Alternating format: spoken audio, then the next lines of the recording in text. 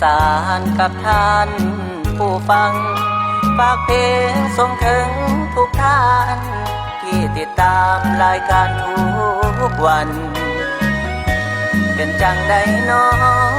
สบายอยู่บ่พี่น้องวงวาน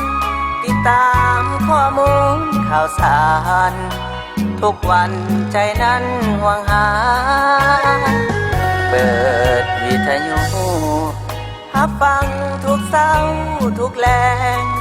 โทรถามด้วยความฮักแพงเป็นแว่นแยงผู้จัดรายการขอบใจเด้อขอบใจ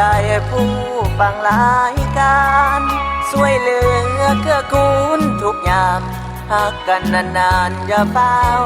นายนี้เสียงโทรศัพท์เปรียบเหมือนเป็นยาสู่ใจ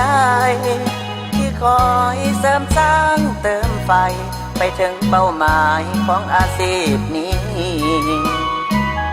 นักจัดรายการสร้างสรรค์วรรณคดี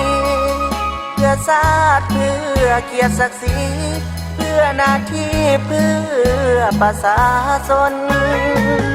จากใจดีเจจะทุ่มเทอยากเธอเพื่อชาติจะใส่ทุกความสามารถส่งสาระข้อมูลข่าวสารพัฒนาตนเอง